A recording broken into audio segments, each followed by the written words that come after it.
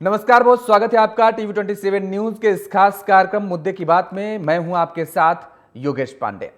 पहलगाम आतंकी हमले का पाकिस्तान को करारा जवाब दिया जाए, इसके लिए पूरा देश बेताब है और अब लगता है कि वो समय भी आ गया है। प्रधानमंत्री नरेंद्र मोदी ने मंगलवार को एक उच्च स्तरीय बैठक की, जिसमें रक्षा मंत्री राजनाथ सिंह, राष्ट्रीय सुरक्षा सलाहकार Ajit Doval, chief of defence staff general Anil Chauhan के साथ सेना, नौसेना और वायुसेना के प्रमुख भी मौजूद थे। पीएम मोदी ने सबके सामने देश का संकल्प दोहराया कि पहलगाम हमले का ऐसा जवाब देना है जिसकी कल्पना भी ना की गई हो। उन्होंने सेना के तीनों विंग्स पर अपना भरोसा जताया और कहा कि सरकार को यकीन है कि हमारी सेना की पेशेवर क्षमता बेहतरीन है, इसलिए सैन्य कार्रवाई कब और कैसे करनी है इसका निर्णय लेने का पूरा अधिकार सेना को है। पीएम मोदी ने भारतीय सेना को खुली छूट दे दी है। यह खबर सोशल मीडिया के माध्यम से जैसे ही पाकिस्तान पहुंची, वहां के सूचना मंत्री अताउल्लाह तरार ने दावा किया है कि उनके पास पक्की खुफिया जानकारी है कि अगले 24 से 36 घंटे में भारतीय सेना का अटैक होने वाला है। भारत की संभावित सैन्य कार्रवाई से पाकिस्तान तो पहले ही बौखलाया हुआ है और परमाणु हमले की बात भी कह चुका है। इधर दिल्ली में आज कैबिनेट सुरक्षा समिति यानी कि सीसीएस की बैठक है, जिसके बाद cabinet committee on political affairs की बैठक होगी। इसके बाद कैबिनेट की आर्थिक मामलों की कमेटी की बैठक होनी है और फिर आखिरी में केंद्रीय कैबिनेट की बैठक भी होगी। सेना को खुली छूट देने के बाद इन चारों महत्वपूर्ण बैठकों को लेकर देश के लोगों का कौतूहल चरम पर है। लोग कयास लगा रहे हैं कि क्या होने वाला है। इससे पहले भारत ने कूटनीतिक स्तर पर सिंधु जल संधि को निरस्त किया, पाकिस्तानियों को उनके देश लौट जाने का समय दे दिया, सीमावर्ती गांवों में सारी तैयारियां पूरी कर ली गई और अब सेना को कार्रवाई की खुली छूट भी मिल गई है। जिसके बाद आज दिल्ली में 4 उच्च स्तरीय बैठकें हो रही हैं। ऐसे में कई बड़े सवाल खड़े हो रहे हैं। वो सवाल है कि आखिर भारत की ओर से सैन्य कार्रवाई कब और कैसे शुरू की जाएगी। सबसे बड़ा सवाल तो यही खड़ा होता है। और अगला सवाल है, क्या भारत पाकिस्तान पर पूर्ण हमला करेगा या पीओके ही उसका टारगेट रहेगा। अगला सवाल खड़ा होता है, भारत की वायुसेना, थल सेना और नौसेना की क्या रणनीति रहेगी। पाकिस्तान की ओर से किस स्तर तक पलटवार हो सकता है, यह भी एक बड़ा सवाल खड़ा हो रहा है। क्या इस युद्ध का आम जनजीवन पर भी कोई असर पड़ेगा, यह भी एक बड़ा सवाल है, क्योंकि आमतौर पर जब युद्ध किसी दो देश के बीच होते हैं तो उसका आम जनजीवन पर भी एक बड़ा प्रभाव पड़ता है। तो इस युद्ध में भी क्या वो असर देखने को मिलेगा क्या। और हमारे साथ कुछ मेहमान जुड़े हुए हैं, आपका तारुफ करा देते हैं। आज हम इसी मुद्दे पर चर्चा करेंगे और समझने की कोशिश करेंगे कि आखिर अब होने वाला क्या है। युद्ध की स्थिति तो बनी है, पाकिस्तान बौखला गया है, पाकिस्तान डर सा गया है और अब लगातार कयास लगाए जा रहे हैं। भारत की जनता में, देश की जनता में भी कौतूहल है कि आखिर क्या होने वाला है। आपका मेहमानों से तारुफ करा देते हैं। पीसी थपलियाल जी हैं, रक्षा विशेषज्ञ हैं, नौसेना के। बहुत बहुत स्वागत है आपका थपलियाल सर टीवी 27 न्यूज पर। सीपी पांडे जी हैं, रक्षा विशेषज्ञ, वायुसेना है, बहुत स्वागत है आपका सर। और मेजर विराट मिश्रा जी, रक्षा सलाहकार हैं, आपका भी बहुत स्वागत है मेजर विराट मिश्रा सर। आलोक पांडे जी हैं, राजनीतिक विश्लेषक हैं सर, आपका भी बहुत स्वागत है टीवी 27 न्यूज पर। और सबसे पहले पीसी थपलियाल सर, मैं आपके पास ही आऊंगा और समझने की कोशिश करूंगा, क्योंकि अब जिस तरीके से प्रधानमंत्री नरेंद्र मोदी ने सेना को खुली छूट दे दी है कि सेना अच्छी तरीके से जानती है क्या करना है और वो अपनी क्षमता को भी जानती है, क्या होने वाला है, आपका अनुमान क्या है। क्योंकि पाकिस्तान से ये लगातार कहा जा रहा है कि बहुत जल्द 24 से 36 घंटे के अंदर भारत अटैक कर सकता है पाकिस्तान पर, और वो बौखलाया हुआ भी है। देखो, सबसे बड़ा जो सवाल अब होता है कि हम लोग आस्था हमारा सबसे बड़ा हुनर है।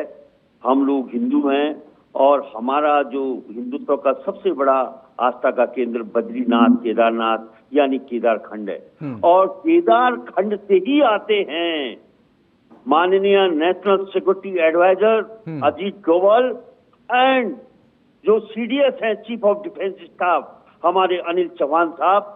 और इन दोनों के कंधों पे माननीय मोदी जी ने जिम्मा सौंपा है। मेरे देश ने भरोसा किया है केदारखंड के इन दो वीरों पे क्योंकि चीफ ऑफ डिफेंस स्टाफ तीनों फोर्सेस को कमांड करता है और ये पहला युद्ध होगा, अगर युद्ध होता है, जो चीफ ऑफ डिफेंस स्टाफ के माध्यम से संचालित किया जाएगा। और किस तरह से जो एक विजन है माननीय मोदी जी का कि किस तरह से तीनों फोर्सेस को एक छतरी के नीचे कैसे हम संचालित कर सकते हैं, ये पहली बार होने जा रहा है। और चूंकि कल माननीय मोदी जी ने पूरी की पूरी जिम्मेदारी इन दो वीरों और तीनों जो सेना के चीफ हैं उनके भरोसे में छोड़ दिया है कि तुम्हें इस देश का बदला लेना है और इसमें किस तरह से वे आगे का कदम उठाएंगे, सारे देश की नजर उनके उन कदमों पे है।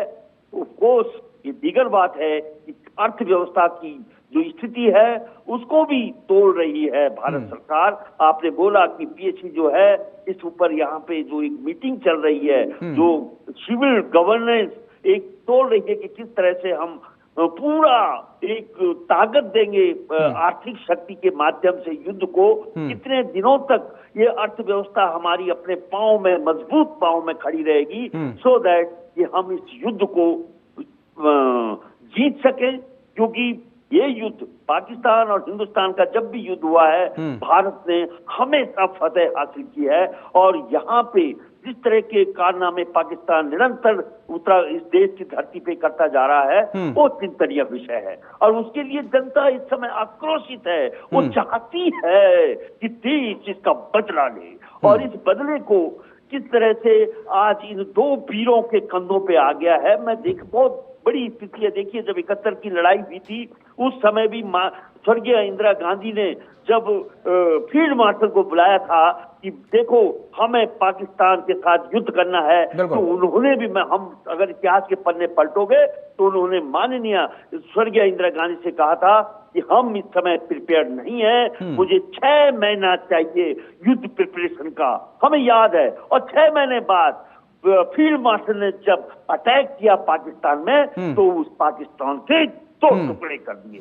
हमारी डिफेंस बहुत सूझबूझ के साथ आगे कदम उठाने वाली है और भरोसा रखना होगा देश को, अपने देश को बिल्कुल व्याकुल नहीं होना चाहिए। हमारे देश को अपना जो विश्वास है अब इन फोर्सेस पे, आज जो पूरा विश्वास माननीय मोदी जी ने इन फोर्सेस पे डाल दिया है, उस पे हम खड़े उतरेंगे, इसको हमें पूर्ण विश्वास है। क्योंकि हमने जब कारगिल का युद्ध भी लड़ा था तो उस समय असंभव स्थिति लग रही थी, क्योंकि कारगिल की चोटियों में स्थित था दुश्मन और चोटियों से वो नीचे की तरफ फायर करता था और हमने अपने सीने में गोली खाते हुए हमने फतेह किया कारगिल की चोटियां। तो इसलिए हमें बहुत मुश्किल नहीं है इनको जवाब देना, लेकिन हम किस ढंग से देंगे, किस समय पे देंगे और कैसे देंगे, ये चीजें हमें तय करनी है। बिल्कुल, ये तय करनी है। और इसी की रणनीति बनाने के लिए, यही रणनीति बनाने के लिए बैठकों का लगातार दौर जारी रहा और अभी भी जारी है। आज भी लगातार ये बैठक हो रही है, 4 बैठकें हैं और इसमें बड़े निर्णय लिए जा सकते हैं। सीपी पांडे सर, आपका मैं रुख करूंगा और समझने की कोशिश करूंगा, क्योंकि जिस तरीके से पाकिस्तान तो पहले से ही बेहाल है और खबर तो ये आ रही है कि जनरल मुनीर कह रहा है कि साहब आपने कहा, प्रधानमंत्री शाहबाज से कह रहा है, कहां आपने मुझे मरवाने के सेना को पूरा जो है डाल दिया आपने, क्योंकि जो उसके पास आर्म्स है, जो उसके पास जो हथियार हैं, वो बताए जा रहे हैं कि दरअसल उसकी सर्विस ही नहीं हो पाई है, आधे आर्म्स तो ऐसे उसके पड़े हुए हैं। तो मतलब बहुत बड़ा होने वाला है और पाकिस्तान बिल्कुल बौखलाया हुआ है। देखो, जहां तक मेरा टेक है, मैं आपको एक बात बहुत स्पष्ट ढंग में बताना चाहता हूं। हमारे प्रधानमंत्री मोदी जी छोटा काम करना पसंद नहीं करते हैं और जब होगा, बड़ा होगा, निर्णायक होगा। और मुनीर का मुंह खोलना एक अपनी अलग बात है, मगर जब वास्तविकता का सामना करना पड़ेगा तो कुछ दूसरी ही बात होगी। भारतीय सेनाएं हमेशा तैयार थी, आज भी तैयार हैं। और मैं अपने वो दिन याद करता हूं जब हमारी एक्सरसाइजेज होती थी, तो हम बाकायदा देखते थे कि हमारे पायलट्स जो एयरफोर्स के हैं वो अपने आप में कितने सक्षम हैं। जब भी हम ज्वाइंट एक्सरसाइजेज यूएसए के साथ, यूके के साथ करते थे, we have got the bunch of one of the best pilots in the world. और इसीलिए ये जो पाकिस्तान में हड़कंप मचा हुआ है, जो आप सोशल मीडिया में रिपोर्ट देख रहे हैं, उनकी पब्लिक के जो है रेटरिक सुन रहे हैं, ये वही कारण है जिस दिन पूरी माइट के साथ हमारी भारतीय सेना के तीनों अंग उतरेंगे पाकिस्तान में, उस समय पाकिस्तान को अपना जो है वजूद तलाशने में मुश्किल होगा। बिल्कुल। तो आप देखते रहिए, ये समय की बात है, जिस दिन पूरी तरह से होगा निर्णायक होगा। और मुझे लगता है ये होना भी चाहिए, क्योंकि ये जो बार बार का आए और 2 सिविलियन को मार गए, इतनी हीनस एक्ट, इतनी जो है दुर्दांत घटनाएं, ये चोरों और उचक्कों जैसा क्या। लड़ना है तो एक बार सामने आकर के मैदान जंग पे लड़िए और खत्म करिए। बिल्कुल, मैदान जंग पर आइए और आमने सामने की लड़ाई हो जाए। बिल्कुल ठीक बात आप कह रहे हैं कि चोरों जैसा आए दिन जो है हरकतें करते रहते हैं, नाकाम हरकतें। और वैसे भी अगर 4 युद्धों का जिक्र करें तो हर बार तो मुक्की खानी पड़ी पाकिस्तान को, तो डर भी उसका लाजमी है। खैर यहाँ पर भी मेजर विराट मिश्रा सर, लेकिन आपसे मैं अब ये समझना चाहूंगा, क्योंकि युद्ध की बात तो की जा रही है लगातार, देश की जनता भी ये चाहती है कि पाकिस्तान का नेस्तनाबूद कर दिया जाए, पाकिस्तान का नामो निशान मिटा दिया जाए। लेकिन अगर ये युद्ध होता है तो इस युद्ध का आम जनमानस पर क्या प्रभाव पड़ने वाला है, आप क्या समझ रहे हैं? देखिए, एक बहुत ही क्लियरली एक बात बताना चाहूंगा कि ये सिर्फ एक लश्कर तैयबा का या द रेजिस्टेंस फ्रंट का अटैक नहीं था। इसको हमें ये भी समझना पड़ेगा कि इसमें पाकिस्तान की तरफ से छद्म युद्ध जो चल रहा है, उसकी पूरी फोर्स है, उनकी पूरी माइट है, उनके हथियार, उनके साजो सामान और उनके पाकिस्तानी सेना के कमांडोज ने इस अमानवीय घटना को अंजाम दिया था। पहली चीज तो ये कि पाकिस्तान एक न्यूक्लियर पावर्ड देश है। इस बात को ध्यान में रखते हुए जितना मैं देख पा रहा हूं, वो एक सीमित सैन्य कार्रवाई होगी आने वाले कुछ ही दिनों में, जिसे प्रेसिजन स्ट्राइक्स हम लोग बोलते हैं। और साथ में देखने वाली बात यह है कि जैसे कि 2019 में बालाकोट की स्ट्राइक्स हुई थी, 2016 में हमारी सर्जिकल स्ट्राइक हुई थी, उसी तरीके की कोई स्ट्राइक मैं देख पा रहा हूं। क्योंकि आज के समय में जनता तो बहुत तरीके के कयास लगा रही है, बदला चाहती है और बदला लेना भी चाहिए, पर फुल स्केल वॉर को मैं नहीं देख पा रहा हूं। इसमें एक और इम्पोर्टेंट पॉइंट, एक और महत्वपूर्ण विषय ये भी है कि चाइना का भी एंगल है। और हम लोग हमेशा से 2.5 फ्रंट वॉर की बात करते आए हैं, जिसमें चाइना और पाकिस्तान अगर एक साथ हमारे साथ भिड़ते हैं या उस तरीके की कोई चीज होती है तो हमें उसकी भी तैयारी रखनी है, न सिर्फ पाकिस्तान को देख के आगे बढ़ना है। क्योंकि पाकिस्तान का चाहे रक्षा बजट हो, चाहे उनके पास जितने हथियार, गोला बारूद, सामान हो, वो बहुत कम है। भारत का जो डिफेंस बजट है, रक्षा बजट है, वो लगभग $80 बिलियन है, और पाकिस्तान का जो रक्षा बजट है वो हमसे बहुत कम है, हमसे काफी कम है। पर फिर भी हमें ये ध्यान देना पड़ेगा कि पाकिस्तान और चीन की दोस्ती है, तो उन सारी चीजों को देखते हुए, सारे मुद्दों को समझते हुए हम आगे बढ़ेंगे। आज की डेट में जो हम कार्रवाई कर रहे हैं वो बहुत ही काबिल तारीफ है। ऑपरेशंस चल रहे हैं, कॉर्डर एंड सर्च ऑपरेशंस ग्राउंड पे चल रहे हैं। उसके बाद जो आतंकवादियों के जो घर हैं उनको डिमोलिश किया जा रहा है, उनको गिराया जा रहा है। साथ में मास डिटेंशंस हो रहे हैं जहां पे लोगों को पकड़ा जा रहा है, जो भी ओवरग्राउंड वर्कर्स हैं या जो लोग इसमें जुड़े हुए थे, जिनके तार जुड़े हुए थे इस हमले को सक्सेसफुल बनाने में, उनको पकड़ा जा रहा है। और साथ में आप ये भी देख रहे होंगे कि क्रॉस बॉर्डर फायरिंग भी चल रही है पाकिस्तान की तरफ से, ताकि इस मामले को हरा भरा रखा जाए, ताकि वो हमारा ध्यान भटकाते रहे, हम बड़ी कार्रवाई न कर पाए। तो बड़ी कार्रवाई अवश्य होगी और होनी भी चाहिए। साथ में हमारी मीटिंग्स लगातार प्रधानमंत्री जी के लेवल पे चल रही हैं, तो हमला होगा, बट हमें फिर भी ये ध्यान रखना है कि वो जगह कौन सी होगी, स्थान कौन सा होगा और कब होगा, ये हमें अपनी सैन्य फोर्सेस हमला होगा, बड़ा हमला होगा। लेकिन आप ये मानते हैं कि परमाणु युद्ध जैसे, न्यूक्लियर वॉर जैसी स्थिति पैदा नहीं होगी सर? क्लियर? जैसी स्थिति पैदा नहीं होनी चाहिए, ऐसा मेरा मानना है। पर ध्यान में रखने वाली बात है कि पाकिस्तान के पास टैक्टिकल न्यूक्लियर वेपन्स यानी कि TNWs भी हैं, जो कि एक छोटे एरिया में किसी एक टुकड़ी को भी निशाना बना के हमला किया जा सकता है, तो हमें वो ध्यान में रखना होगा। ठीक है आलोक पांडे सर, अब आपसे समझना चाहेंगे, क्योंकि इस मौके पर अगर देखा जाए तो कोई भी बैठक हो रही है तो बीजेपी के साथ ही कांग्रेस का हम जिक्र करें, अन्य किसी भी राजनीतिक दल का जिक्र करें, सभी राजनीतिक दल उस बैठक में शामिल होने के लिए तैयार भी हैं और बैठक में शामिल भी होते हैं। सर्वदलीय बैठक होती है तो कंधे से कंधा सरकार के साथ मिलाकर इस समय खड़े होते नजर आ रहे हैं। लेकिन फिर भी जिस तरीके की सियासी कुछ बयानबाजियां आ रही हैं देश के अंदर से, ये कितनी घातक है? क्योंकि हमें सबसे ज्यादा पहले आपसी मजबूती बहुत जरूरी है, एक साथ खड़े होने के लिए एक मंच पर आना पड़ेगा। देखिए, ये देश का दुर्भाग्य और सौभाग्य दोनों। सौभाग्य ये कि कम से कम पिछले 10-12 सालों में पहली बार एक यूनिटी दिखी इंटरनेशनल मैटर पर, वरना तो बीजेपी जब से सत्ता में है हमें यूनिटी ही नहीं दिखाई दी। लेकिन दुर्भाग्य में यही मानता हूँ कि पूरे मन से भी विपक्ष नहीं खड़ा हो रहा है। वो अभी भी ये सोचता है कि मुस्लिम जो उम्मा है या मुस्लिम कम्युनिटी है वो भारत का मुसलमान पाकिस्तान के समर्थन करने पर भारत का मुसलमान उसे वोट दे देगा। तो वोट बैंक की राजनीति तो देश में नहीं देखा जाना चाहिए।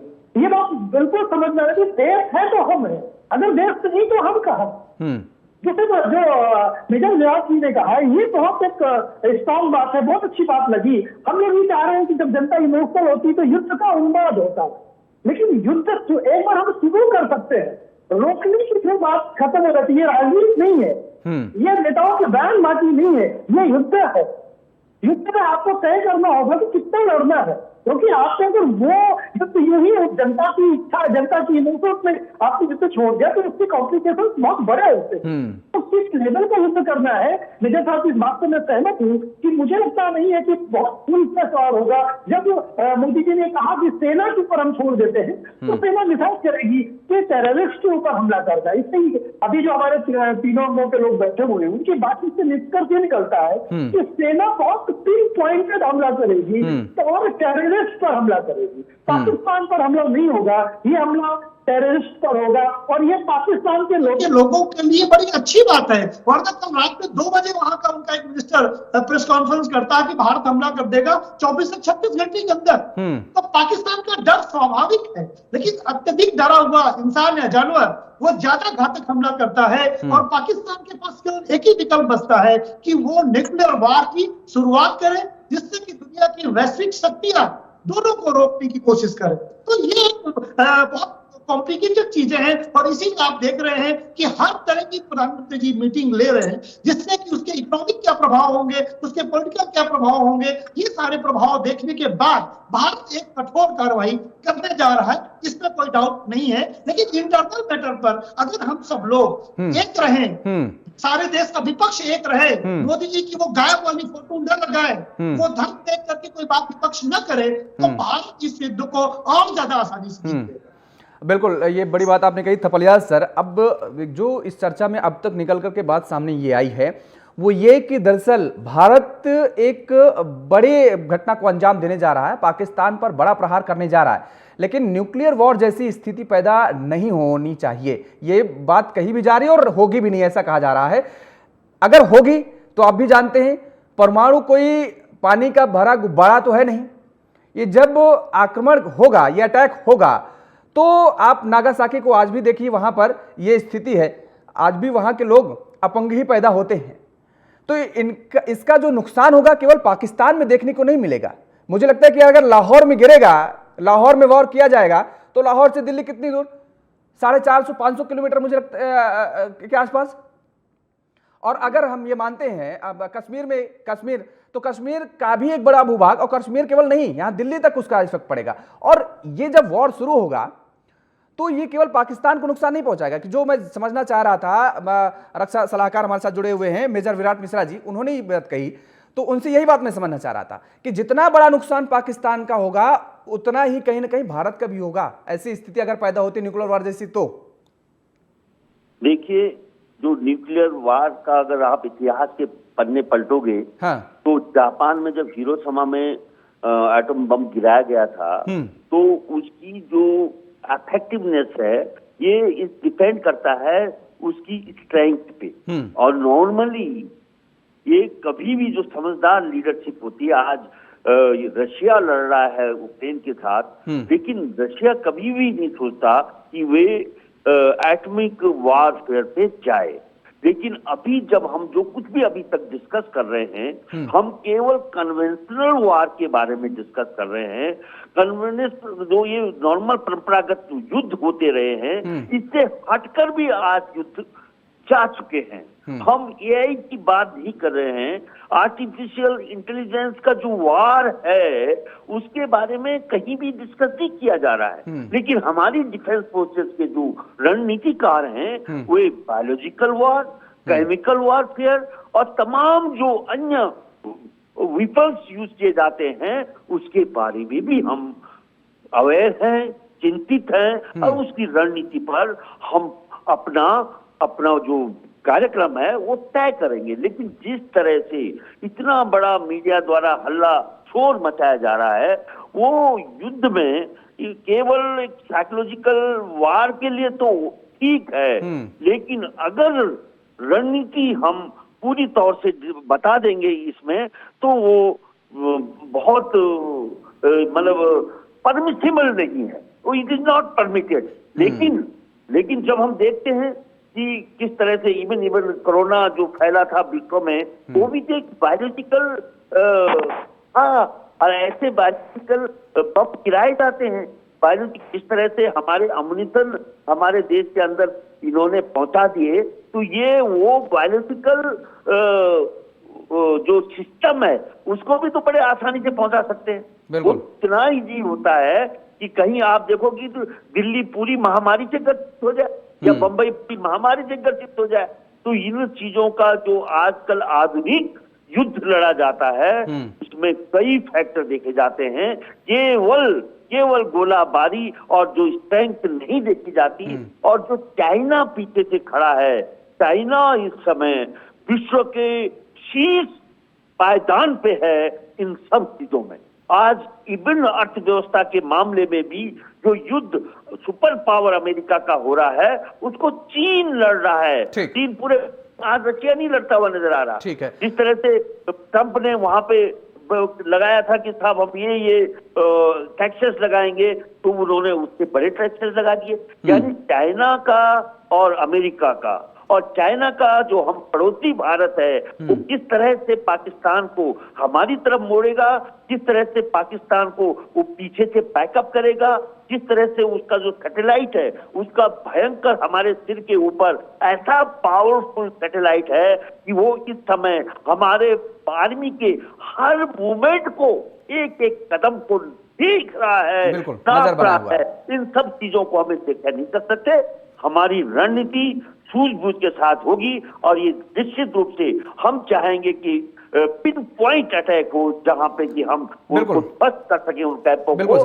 तो आज इस तरह की समस्याएं पूरे आतंक पूरे विश्व में फैला रहे हैं और उन आतंकियों के खिलाफ पूरा विश्व है एक साथ खड़ा हुआ है। बिल्कुल, और इस आतंक को खत्म करने की जरूरत भी है। सीपी पांडे सर, मुझे लगता है कि थपलियाल सर 1986 में उत्तरी यूरोप का वो जिक्र भी कर रहे हैं, क्योंकि उन्होंने कहा जिस तरीके से रेडियो धर्मी वर्षा कराई गई है वैसी स्थिति पैदा होने वाली नहीं है, लेकिन मुंहतोड़ जवाब दिया जाएगा, क्योंकि केवल न्यूक्लियर वॉर से ही इसका निराकरण निकलने वाला नहीं है। देखिए, न्यूक्लियर वार हमेशा किसी भी कंट्री के पास एज ए डिटरेंस की तरह यूज होता है। It is never as a first option of war, क्योंकि उसके जो दुष्परिणाम है वो केवल एनिमी कंट्री नहीं सहन करती है। नहीं, केवल न्यूक्लियर वॉर नहीं सर, इसीलिए मैं आपसे समझना चाहूंगा, इसलिए मैंने 1986 का जिक्र किया कि उत्तरी यूरोप में जिस तरीके से रेडियो धर्मी वर्षा कराई गई थी उसका क्या प्रभाव हमने देखा कि किस तरीके से देखने को मिला था। यह भी एक बड़ा कदम हो सकता है, ऐसी भी स्थिति पैदा हो सकती है। न्यूक्लियर वॉर तो छोड़िए, वो तो सेकंड ऑप्शन हो जाएगा। Absolutely, that can happen, but the possibility is very remote. वो इसलिए क्योंकि कन्वेंशनल और अनकन्वेंशनल वार हेड्स के यूज करने के जो रिपरकशंस आते हैं इंटरनेशनल लेवल पे, देखिए एक बात समझनी पड़ेगी, पाकिस्तान की इकोनॉमी आज की तारीख में बुरी तरह से टैटर्स में है, and they can not afford a war, forget about a war, they can not sustain 3 days economically the war.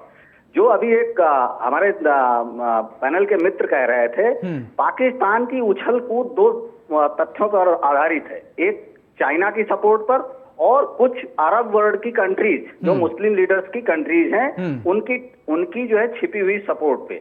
परंतु इन सब चीजों का कॉग्निजेंस ऑलरेडी हमारे पास है। मैं उन सदस्य का, अपने पैनल मेंबर का तहे दिल से शुक्रिया करना चाहता हूं जिन्होंने ओपनिंग एड्रेस में बात कही डोभाल जी के विषय में और दूसरे हमारे मंत्री के विषय में कि हम टेक्नोलॉजिकली और जो इंटेलिजेंस वाइज हमारे पास मजबूत रिकॉर्ड्स हैं। वार जो है इंडिया जब भी जाएगा पाकिस्तान के पास में, इस बार इस दृष्टिकोण से नहीं जाएगा कि हमें एक सर्जिकल स्ट्राइक करनी है, एक छुटपुट करना है और आपको मैसेजिंग करनी है। इस बार जब भी इंडिया कोई एक्शन लेगा, उस एक्शन का कंक्लूसिव रिजल्ट किसी न किसी फॉर्म पे आएगा, भले वो लिमिटेड फॉर्म में लिया जाए, लेकिन रिजल्ट चाहिए, रिजल्ट देखने को मिलेगा सर, ये आप कह रहे हैं। रिजल्ट ओरिएंटेड होगा, मैसेजिंग नहीं होगी। बिल्कुल। और जो महत्वपूर्ण बात यहाँ पे समझने वाली है वो ये है कि अब ये जब आप इसको देखिए, जब भी कोई नेशन पहली गो में न्यूक्लियर वार की बात करने लगे या न्यूक्लियर हेड्स की न्यूक्स की बात करने लगे, इसका मतलब ये है कि वो कन्वेंशनल वार में ऑलरेडी डिफीट कंसीड कर रहा है। हाँ। तो बिल्कुल, ये बड़ी बात आपने कही सर। ये बड़ी बात। एक छोटा सा comment major Virat Mishra sir आपका चाहूंगा कि क्योंकि ये बात वो जो कह रहे हैं सीपी पांडे सर, उस बात को समझने वाली यहीं से हो जाती है, क्योंकि पाकिस्तान से खबर जो सामने आ रही है कि वो अपने एक्स आर्मी जो उनके एक्स जो रिटायर्ड हो चुके हैं सैनिक, उनको वापस बुलाया जा रहा है। इसका मतलब सीपी पांडे सर की बात बिल्कुल तथ्यात्मक है।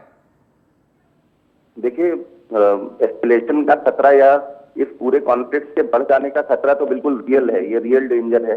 और ये भारत की कार्रवाई अब किस तरीके से होगी, कब होगी, उसके ऊपर निर्भर करेंगे बहुत सारी चीजें। पर इसमें एक बहुत ज्यादा देखने वाली बात ये है कि साइकोलॉजिकल ऑपरेशंस, जिन्हें हम साइऑप्स बोलते हैं, उसका भी एक बहुत इंपॉर्टेंट रोल है, एक बहुत महत्वपूर्ण काम है कि आप दुश्मन को बिना लड़े ही बहुत सारी बातें अपने हथियारों के बारे में, अपनी सैन्य क्षमता के बारे में, उनका मोरल डाउन करने वाला काम हम अपने मीडिया के थ्रू करते रहे हैं, कर रहे हैं और आगे भी करेंगे। तो ये सारी चीजें जब चल रही हैं तो उसमें पाकिस्तान भी इसी तरीके के साइकोलॉजिकल ऑपरेशंस खेलता है, करता आ रहा है। आप ये अगर ध्यान से देखें तो ये जो प्रकरण हुआ, ये जो घटनाक्रम हुआ, इसमें कुछ ही दिन पहले इससे बलोच लिबरेशन आर्मी ने पाकिस्तान सेना के ऊपर हमला किया था, उनकी ट्रेन को कब्जा कर लिया था, ट्रेन जैकिंग हुई थी और वहां पे काफी सारे लोगों की मृत्यु भी हुई थी। तो ऐसी स्थिति में पाकिस्तान अपनी आंतरिक जो उनके यहाँ घटनाक्रम चल रहे हैं, जो परेशानियां चल रही हैं, उससे ध्यान भटकाने के लिए ये सारा घटनाक्रम इन्होंने आज की डेट में यहाँ पे 22 तारीख को ये अंजाम दिया। और इसी के परिप्रेक्ष्य में हमें सारी चीजों को देखना पड़ेगा। वो चाहते हैं कि हम अचानक में कुछ हमला करें, कोई चीज उबाल में, बिल्कुल, और इसीलिए शायद इस तरीके की बयानबाजी भी वहां से लगातार देखने को मिल रही है। माफ कीजिएगा मेजर विराट मिश्रा सर, आपको मैं रोक रहा हूं समय का अभाव, और दिल से आलोक पांडे सर मैं आपसे माफी मांगना चाहूंगा, क्योंकि आपको मैं समय नहीं दे पा रहा हूं, इजाजत समय नहीं दे पा रहा, इसलिए मैं दिल से एक बार फिर से आपसे माफी मांग रहा हूं, क्योंकि आपको बोलने का मौका दोबारा नहीं मिल पाया। और आप सभी मेहमानों का बहुत बहुत शुक्रिया, बहुत धन्यवाद हमारे साथ जुड़ने के लिए और समय देने के लिए। तो लगातार जिस तरीके से जो अब स्थिति बनी हुई है और पाकिस्तान बौखलाया हुआ है, और भारत में साफ तौर पर यह भारत के प्रधानमंत्री ने संदेश दे दिया है कि अब पाकिस्तान या आतंकवादियों को बख्शा नहीं जाएगा, नापाक हरकतों को अब बिल्कुल बख्शा नहीं जाएगा। और यही वजह है कि अब सबको, देश के हर नागरिक को इंतजार है कि आखिर होने वाला क्या है, बड़ा क्या होगा, देखने वाली बात होगी। मेरे साथ फिलहाल इतना ही। खबरों के लिए आप बने रहिए TV27 न्यूज के साथ। नमस्कार।